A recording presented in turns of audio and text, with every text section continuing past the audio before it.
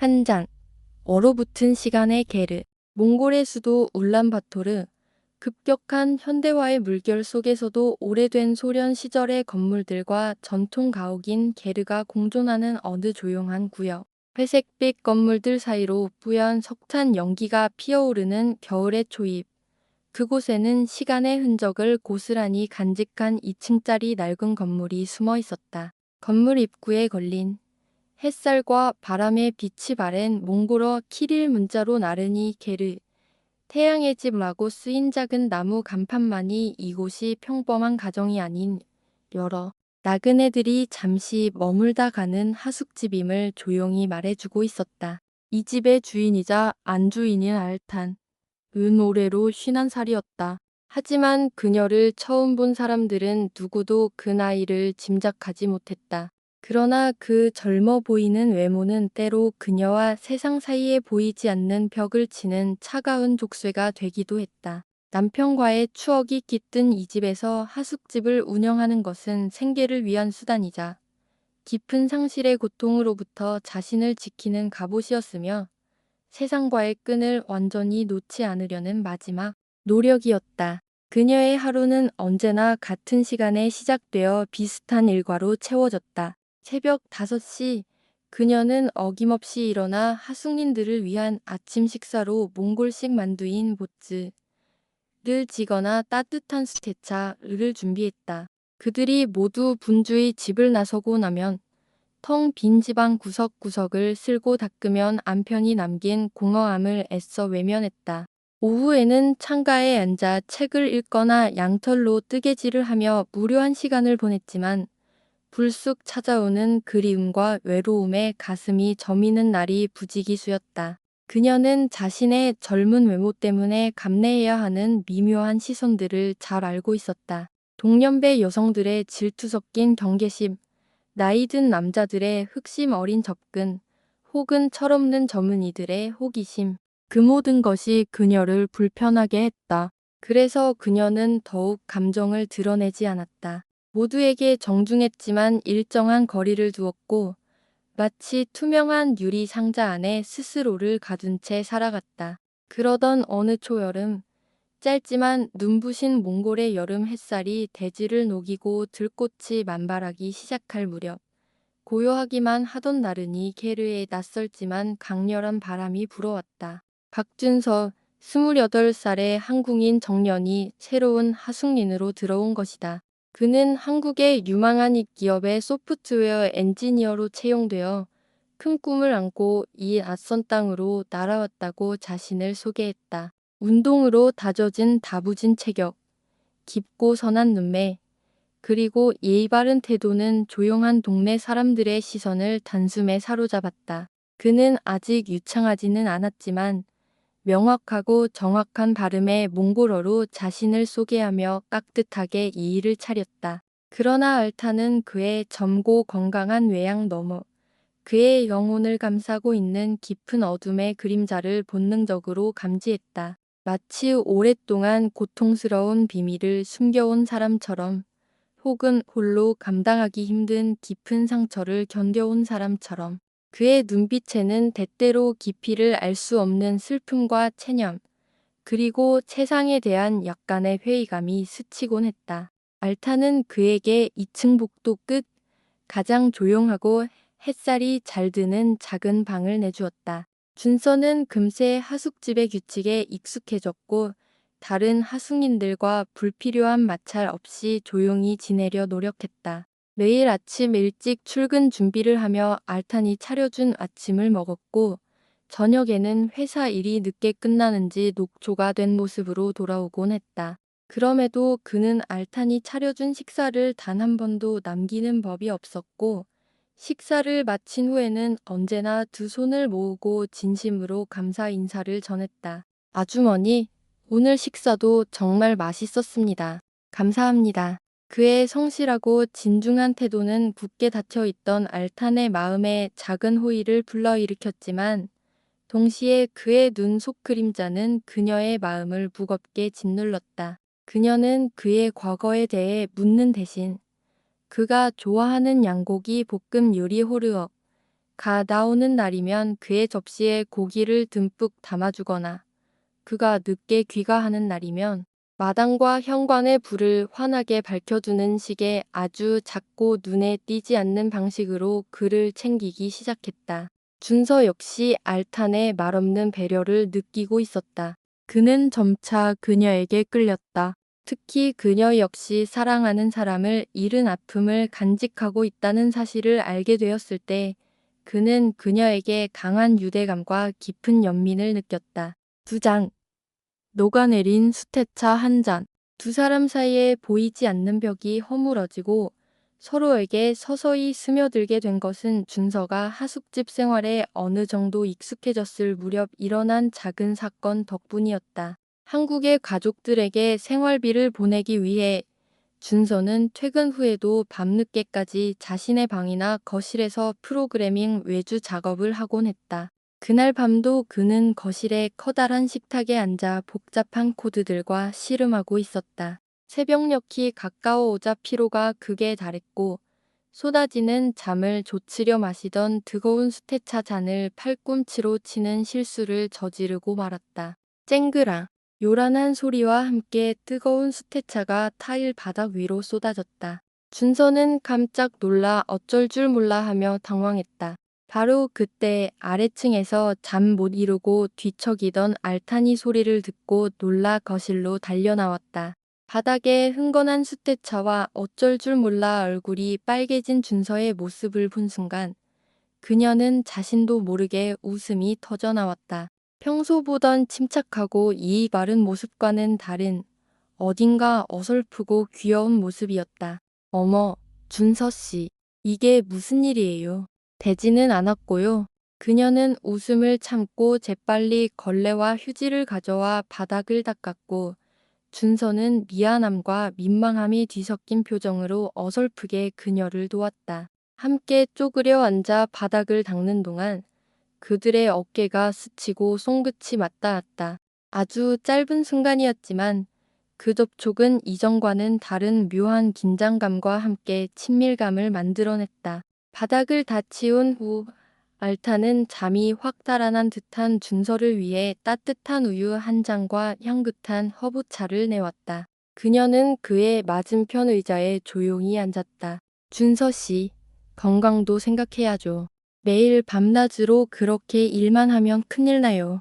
무슨 사정이 있는지는 모르겠지만 건강이 제일 중요한 거예요. 그녀의 목소리는 나지막했지만 진심 어린 걱정과 따뜻한 배려가 담겨 있었다. 준서는 잠시 망설이다가 누구에게도 쉽사리 털어놓지 못했던 자신의 이야기를 조심스럽게 꺼내기 시작했다. 고향에 계신 늙은 어머니와 아직 학교에 다니는 동생들의 생계를 책임져야 하는 현실, 그 부담을 조금이라도 덜기 위해 밤을 새워 부업을 할 수밖에 없는 자신의 처지, 그리고 하루빨리 돈을 모아 가족들을 더 나은 환경으로 데려오고 싶다는 간절한 꿈에 대해서 그의 이야기에는 과장이나 자기 연민은 없었지만 28의 청년이 짊어진 삶의 무게와 가족에 대한 절절한 사랑이 고스란히 느껴졌다. 알타는 그의 이야기를 끝까지 묵묵히 들어주며 조용히 고개를 끄덕였다. 그리고 그녀 역시 아주 짧은 순간이나마 자신의 이야기를 들려주었다.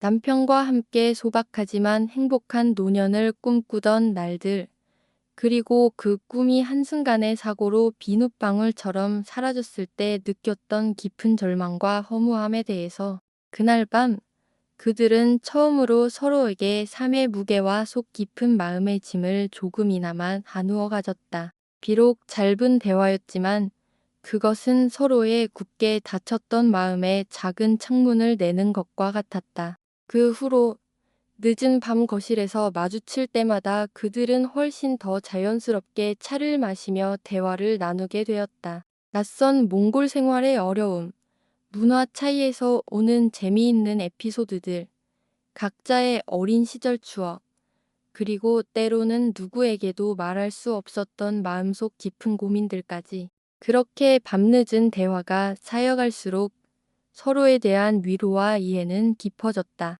새 장, 영혼에 새겨진 화상. 서로에게 마음을 열고 인간적인 유대를 쌓게 되자 준서는 마침내 알탄 앞에서 자신의 가장 깊고 어두운 상처를 온전히 마주할 용기를 얻게 되었다. 그것은 그의 28년 인생에서 가장 끔찍했던 기억이자 지울 수 없는 낙인처럼 그의 영혼에 새겨진 비극이었다. 준서의 생일이 며칠 지난 어느 주말 밤, 알타는 그를 위해 조촐한 식사를 준비했다. 그녀가 서툴게 준비한 잡채와 미역국, 그리고 준서가 가장 좋아하는 갈비찜이 놓인 소박한 밥상이었지만 준서에게는 세상 그 어떤 진수성찬보다 값진 선물이었다. 식사 후 와인 한 잔을 기울이며 대화를 나누던 중 준서는 술 기운을 빌려 오랫동안 엉둘러왔던 과거를 덜리는 목소리로 고백했다.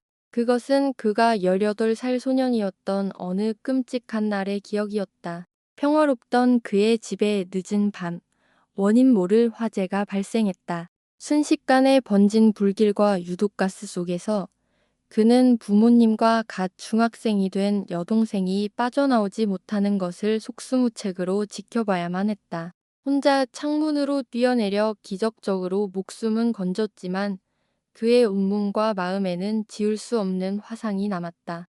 그 끔찍한 기억은 매일 밤 악몽으로 되살아났고 그는 나만 살아남았다는 깊은 죄책감과 세상에 대한 극심한 불신과 분노를 안고 살아야 했다. 누구에게도 마음을 열지 못했고 사람들과 관계를 맺는 것을 두려워했으며 늘 혼자라는 깊은 고독감 속을 헤맸다. 다행히 먼 친척 어른의 도움으로 겨우 학업을 이어갈 수 있었고 그는 이를 악물고 공부해 장학금을 받아 컴퓨터 공학을 전공했다. 하지만 대학을 졸업하고 사회에 나와서도 과거의 트라우마는 그림자처럼 그를 따라다니며 괴롭혔다. 그는 어디에서도 환영받지 못하는 이방인이었고 항상 편견의 벽에 부딪혔다.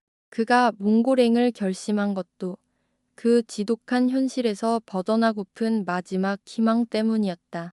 오직 자신의 실력만으로 인정받고 새로운 삶을 시작하고 싶었다고 그는 눈물을 흘리며 흐느꼈다. 그의 처절하고 고통스러운 이야기를 듣는 동안 알타는 아무 말도 할 수 없었다. 그녀 역시 사랑하는 이를 잃는 아픔을 겪었지만 그의 고통은 그녀가 상상할 수 있는 범위를 훨씬 뛰어넘는 것이었다. 그녀는 어설픈 위로나 격려의 말 대신 조용히 그의 곁으로 다가가 떨고 있는 그의 손을 잡아주었다. 그리고 그녀는 자신의 이야기를 들려주었다. 남편을 잃고 삶의 의미를 모두 잃었다고 생각했던 순간들, 세상을 원망하고 자신을 저주했던 나날들, 그리고 그 절망의 늪에서 빠져나와 다시 숨 쉬는 법을 배우기까지의 길고 외로웠던 과정에 대해 그녀는 그의 고통을 온전히 이해할 수는 없겠지만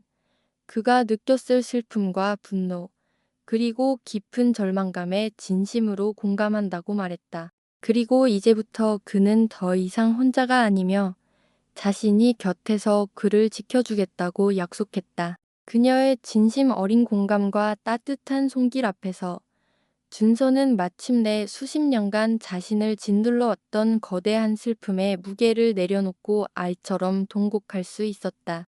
알타는 그의 등이 더 이상 떨리지 않을 때까지 그를 조용히 안아주었고 그의 눈물이 자신의 어깨를 적시는 것을 느끼며 그녀 또한 함께 울었다. 그날 밤 그들은 서로의 가장 깊고 어두운 상처를 마주하고 서로의 눈물로 그 상처를 씻어냈다. 그리고 그 잿더미 위에서 서로를 향한 깊은 연민과 함께라면 어떤 시련도 이겨낼 수 있다는 믿음에서 싹튼 사랑이라는 이름의 가냘프지만 강인한 희망의 씨앗을 심었다. 알탄이라는 존재를 통해 준서는 마침내 과거의 유령에서 벗어나 현재를 살아갈 힘을 얻기 시작했다. 그리고 알타는 준서의 맑고 강인한 영혼을 품에 안음으로써 자신의 슬픔을 정화하고 삶의 새로운 의미를 발견하는 기적 같은 치유를 경험하고 있었다.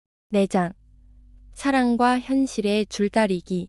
그날 밤의 고백과 눈물은 두 사람의 관계를 완전히 다른 차원으로 이끄는 결정적인 전환점이 되었다. 서로의 영혼 가장 깊은 곳까지 공유하고 이해하게 된 알탕과 준서의 관계는 더 이상 하숙집 주인과 세입자 혹은 서로를 위로하는 친구 사이가 아니었다. 그들의 마음속에는 강렬한 감정의 소용돌이가 휘몰아치기 시작했고 이 관계를 계속 이어가도 될지에 대한 깊은 고뇌가 함께 찾아왔다. 나이를 잊게 만드는 그녀의 우아하고 아름다운 모습, 지혜롭고 침착한 성품, 그리고 무엇보다 자신을 바라볼 때 그녀의 눈빛에 담기는 특별한 온기는 그의 젊은 심장을 주체할 수 없이 뛰게 만들었다. 내가 그녀의 인생의 짐이 되는 것은 아닐까? 내가 그녀의 평판에 흠집을 내는 것은 아닐까? 알탄을 깊이 사랑할수록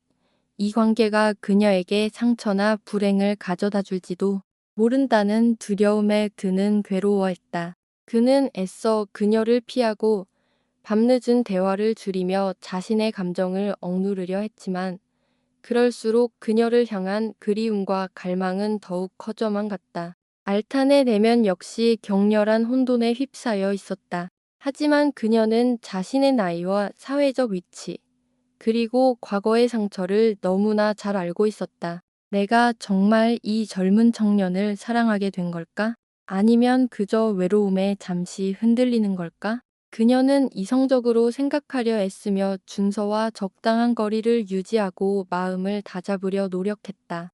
두 사람이 사랑과 현실 사이에서 아슬아슬한 줄타기를 하면 해면의 고통을 겪는 동안 외부의 장벽 또한 점점 더 거세게 그들을 압박해왔다. 하숙집의 다른 젊은이들은 준서를 향한 노골적인 질투와 시기를 드러내기 시작했다. 그의 물건을 일부러 숨기거나 망가뜨리고 밤늦게 소음을 내어 그의 잠을 방해하는 유치하지만 악의적인 행동을 일삼았다. 심지어 준서가 불법 체류자이며 불성실하다는 내용의 익명투서를 그의 회사에 보내 그를 공경에 빠뜨리려는 시도까지 했다.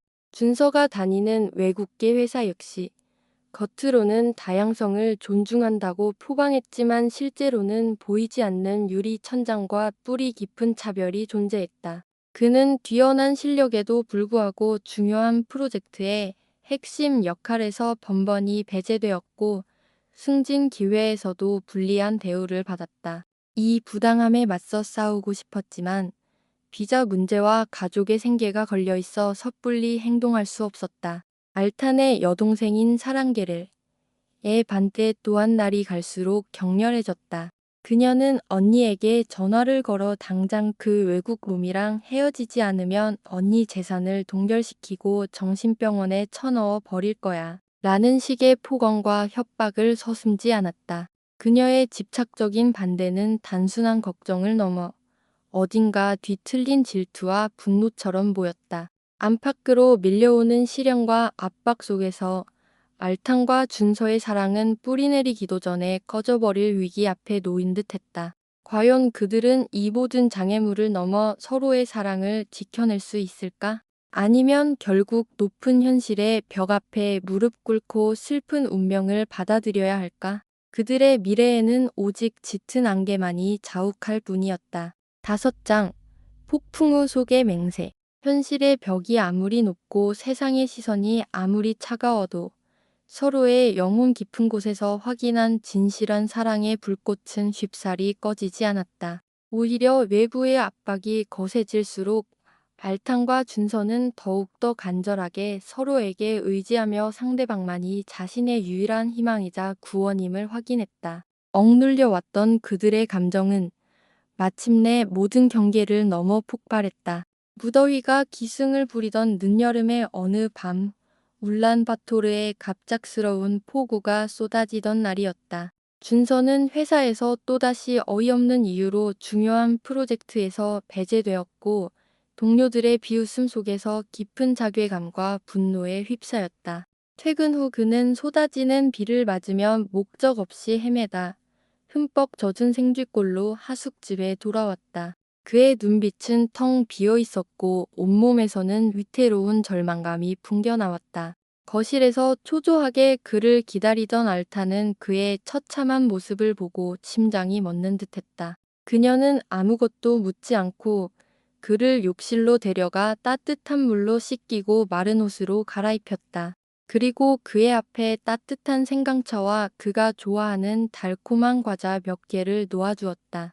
준서는 고개를 숙인 채 한동안 말이 없었다. 그러다 마침내 마치 자기 자신에게 하는 말처럼 아주 작은 목소리로 속삭였다. 아무래도 모든 게 끝난 것 같아요.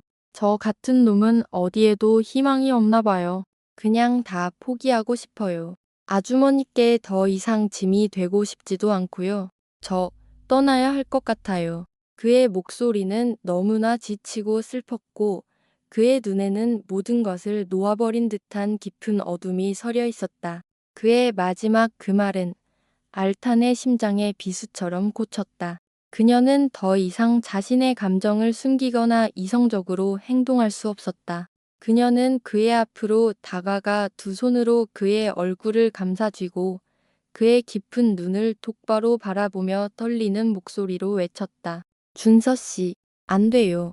그런 말 하지 말아요. 당신이 왜 짐이에요? 당신은 나에게 세상 무엇과도 바꿀 수 없는 가장 소중한 사람이에요. 나는 당신 없는 내 삶은 상상할 수도 없어요. 제발 나를 떠나지 말아요. 당신이 어디를 가든 나도 함께 갈 테니까. 그러니까 제발 헤어지자는 말은 하지 말아요. 그녀의 눈에서 뜨거운 눈물이 폭포수처럼 쏟아져 내렸다. 그녀의 절절한 고백과 고통스러운 눈물 앞에서 준서를 억누르고 있던 마지막 이성의 벽도 무너져 내렸다. 그는 알탄하고 그녀의 이름을 부르며 미친 듯이 그녀를 끌어안았다. 그리고 거칠지만 간절하게 그녀의 입술을 찾았다. 그들의 입맞춤은 단순한 키스가 아니었다. 그것은 두 영혼의 격렬한 교감이었으며 그 안에 서로의 상처와 고통, 절망과 희망, 그리고 마침내 깊고 뜨거운 사랑이 한데 뒤섞여 폭발하는 순간이었다. 폭풍우가 몰아치는 낡은 하숙집 거실에서 그들은 세상의 모든 소음과 시선으로부터 벗어나 오직 서로에게만 집중했다. 서로의 몸을 어루만지고 서로의 온기를 느끼고 서로의 눈물을 핥아주며 그들은 기나긴 밤 동안 서로를 탐하고 위로했다. 가쁜 숨결과 뜨거운 눈물 속에서 서로의 이름을 반복해서 불렀고 마침내 하나의 몸처럼 뒤엉켜 잠이 들었다. 다음 날 아침 언제 그랬냐는 듯 폭풍우는 멎고 창문 너머로 눈부신 햇살이 쏟아져 내렸다. 서로의 품에서 잠을 깬 두 사람의 얼굴에는 더 이상 어둠이나 불안은 없었다. 오직 서로를 향한 깊고 온전한 사랑과 함께라면 어떤 어려움도 헤쳐나갈 것이라는 굳건한 믿음만이 찬란하게 빛나고 있었다. 이제 그들은 세상의 어떤 편견도 어떤 장애물도 두렵지 않았다. 서로의 사랑이라는 가장 강력한 무기를 가졌기 때문이다. 그들은 단순히 연인을 넘어 서로의 삶을 온전히 책임지고 미래를 함께 열어갈 운명 공동체가 되었다. 6장. 다시 불어온 시련의 바람. 마침내 서로의 마음을 확인하고 하나가 된 알탄과 준서 앞에 그러나 현실의 거친 파도는 멈추지 않고 밀려왔다. 그들은 여전히 다른 사람들의 시선을 의식하며 하숙집이라는 한정된 공간 안에서 조심스럽게 관계를 유지해야 했다. 하지만 그들의 비밀스러운 관계는 오래가지 못했다. 그는 이 일을 빌미로 두 사람을 협박하기 시작했다. 당장 준서를 내쫓지 않으면 동네방네 소문을 내고 인터넷에 올리겠다고 으름장을 놓았다. 알탄과 준서는 큰 충격과 분노에 휩싸였지만 섣불리 행동할 수 없었다. 소문이 퍼지면 하숙집 운영에 큰 타격이 올 것이 분명했고 무엇보다 준서의 신변에 위협이 가해질지도 모른다는 두려움이 컸다. 며칠 밤낮을 고민하던 알탄은 힘든 결정을 내렸다. 준서에게 잠시 하숙집을 떠나 다른 거처를 구하고 상황을 지켜보자고 제안한 것이다. 준서는 그녀의 결정에 반대했지만 결국 그녀와 하숙집에 더 이상 피해를 주고 싶지 않은 마음에 고통스럽게 그녀의 뜻을 따랐다. 준서가 하숙집을 떠나던 날, 두 사람은 인적이 드문 골목에서 서로를 부둥켜 안고 오열했다. 잠시 떨어져 있는 것뿐이라고 서로를 위로했지만 이것이 영영 마지막이 될지도 모른다는 불길한 예감을 덜칠 수 없었다. 준서가 떠난 하숙집은 다시 깊은 침묵과 공허함에 잠겼다. 알타는 텅 빈 그의 방을 보며 밤새 눈물을 흘렸고 준서 역시 낯선 하숙방에서 외로움과 그리움으로 힘든 나날을 보내야 했다. 하지만 그들은 서로에 대한 사랑을 포기하지 않았다. 매일 밤 몰래 통화를 하며 서로의 안부를 묻고 사랑을 속삭였고 주말이면 사람들의 눈을 피해 교회의 한적한 카페에서 만나 짧지만 애틋한 데이트를 즐겼다. 그러던 중 준서를 협박했던 하숙인이 다른 범죄에 연루되어 경찰에 붙잡히는 일이 벌어졌다. 그의 범행이 드러나면서 그가 퍼뜨렸던 알탕과 준서에 대한 악의적인 소문들도 자연스럽게 힘을 잃었다. 위기가 해결되자 준서는 다시 나른히 게르로 돌아올 수 있었다. 기나긴 기다림 끝에 재회한 두 사람은 서로의 소중함을 더욱 절실히 깨달았고 다시는 어떤 어려움 앞에서도 헤어지지 않겠다는 굳건한 약속을 나누었다. 마침내 그들은 다른 하숙인들과 주변 사람들에게 자신들이 연인 사이임을 당당하게 밝히기 시작했다. 물론 그들의 관계를 이상하게 보거나 뒤에서 수군거리는 사람들도 있었지만 이제 그들은 그 시선들 앞에서 더 이상 움츠러들지 않았다.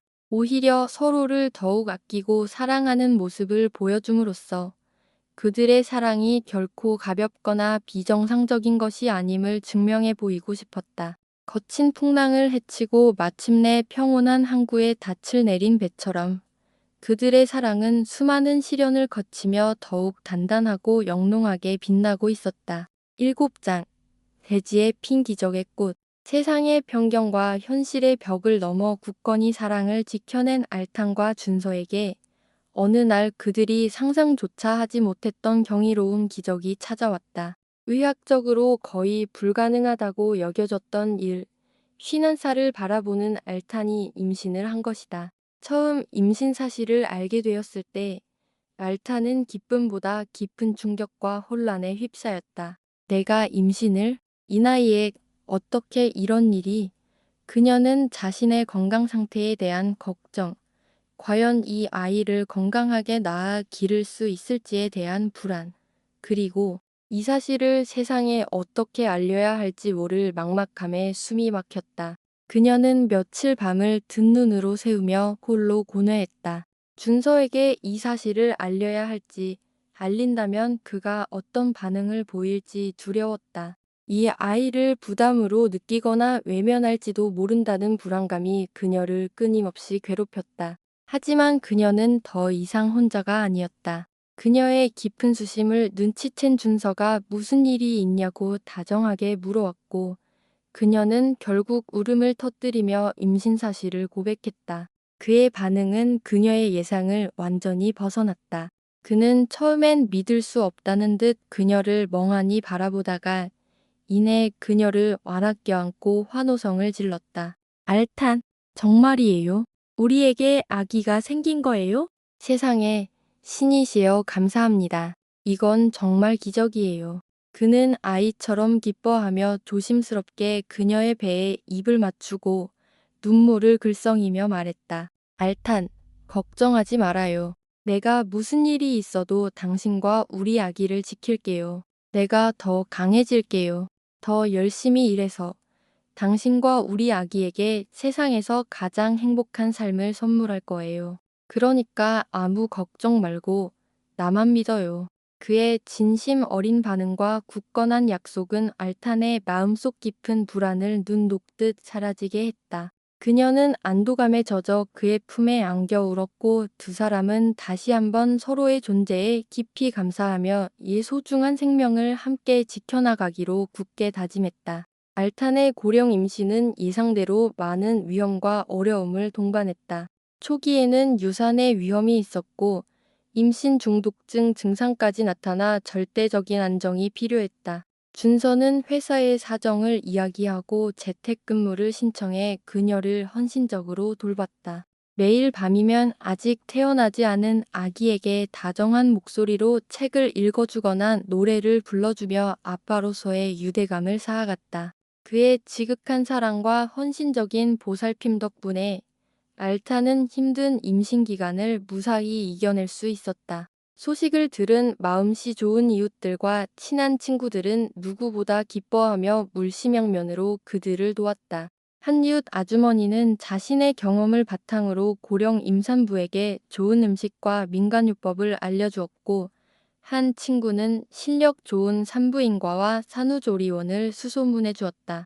주변의 따뜻한 응원과 격려 속에서 알탕과 준서는 설렘과 약간의 긴장감 속에서 곧 태어날 아기를 맞이할 준비를 하며 하루하루를 소중히 보냈다.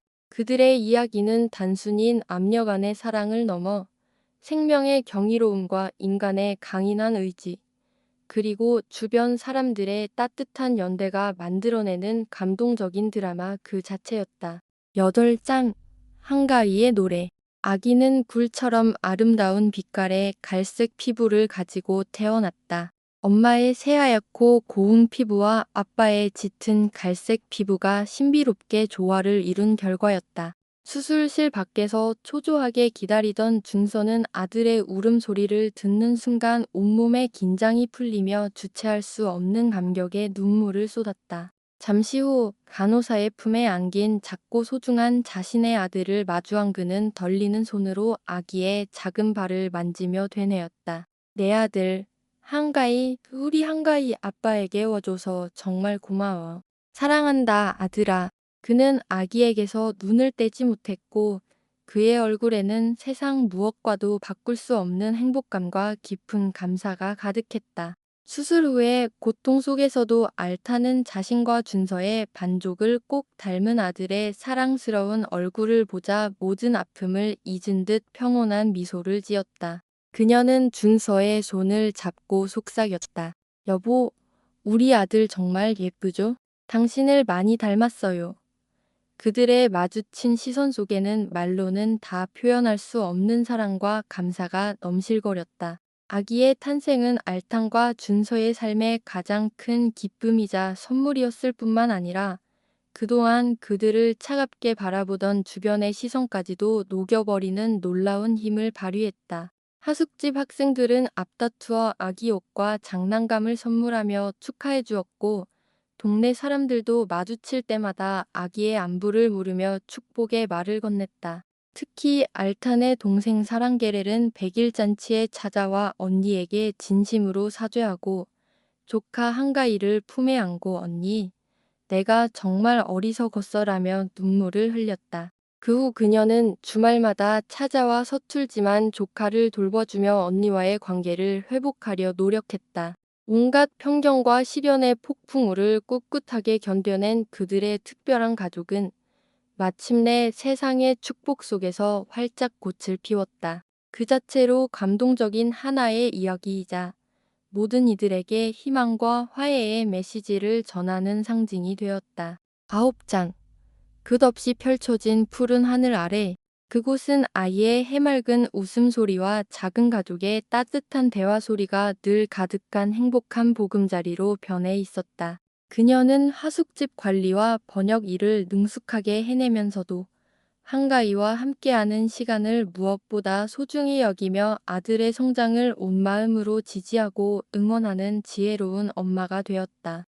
준서 역시 몽골에서 성공적으로 자리를 잡아 회사에서 실력을 인정받는 유능한 엔지니어가 되었다. 그리고 집에서는 친구처럼 다정하고 든든한 아빠로서 아들 한가희에게 굳건한 버팀목이 되어주었다. 물론 그들의 삶을 둘러싼 그림자가 완전히 사라진 것은 아니었다. 한가희가 유치원에 가서 다른 아이들과 조금 다른 자신의 외모나 가족의 형태에 대해 질문을 받고 속상해하며 돌아오는 날도 있었고, 때로는 짓궂은 아이들의 놀림을 받기도 했다. 또한 길에서 마주치는 사람들의 노골적인 호기심이나 편견 어린 시선은 여전히 때때로 그들을 불편하게 했다. 그들은 한가희에게 끊임없이 말해주었다. 너는 몽골인 엄마와 한국인 아빠에게서 태어난 세상에 단 하나뿐인 특별하고 아름다운 존재란다. 그리고 너의 두 가지 문화는 너를 더욱 풍요롭고 강한 사람으로 만들어줄 거야. 그들은 더 이상 자신들을 세상의 기준에 억지로 맞추려 하지 않았다. 대신 서로의 다름을 존중하고 사랑하며 그들만의 독특하고 아름다운 가족 문화를 만들어 나가는 것에 자부심을 느꼈다. 어느 주말의 햇살 좋은 오후, 세 식구는 공원 벤치에 나란히 앉아 한가로운 시간을 보내고 있었다. 준서는 한가희에게 종립에 접는 법을 가르쳐 주고 있었고, 알타는 그런 두 부자를 사랑스러운 눈으로 바라보며 준비해온 도시락을 펼쳤다. 물 위에 떠가는 종리배를 보며 환하게 웃는 아이의 미소, 그리고 그런 아이를 바라보는 두 사람의 더욱이 평온하고 행복한 표정 속에는 그들이 함께 견디고 쌓아온 모든 세월의 무게와 깊이가 고스란히 담겨 있는 듯했다. 알탄이 문득 준서의 어깨에 머리를 기대며 속삭였다. 이렇게 우리가 함께 웃고 있는 순간이 꼭 기적 같아요. 가끔은 우리가 겪었던 그 모든 힘든 일들이 다 꿈만 같아요. 준서가 부드럽게 미소 지으며 그녀의 머리카락에 입을 맞췄다. 기적은 바로 당신이야, 알탄. 당신과 한가위를 만난 것이 내 인생 최고의 기적이지. 우리가 함께하는 우리의 삶은 언제나 기적으로 가득할 거야. 그의 목소리에는 흔들림 없는 사랑과 깊은 감사가 담겨 있었다. 그들의 이야기는 행복한 결말로 끝나는 동화가 아니다. 그것은 여전히 수많은 현실적인 과제와 마주해야 하는 지금도 계속되고 있는 삶의 드라마다. 하지만 그들은 서로에 대한 깊은 사랑과 이해, 그리고 어떤 어려움 앞에서도 희망을 잃지 않는 용기를 가지고 하루하루를 성실하게 살아내고 있다.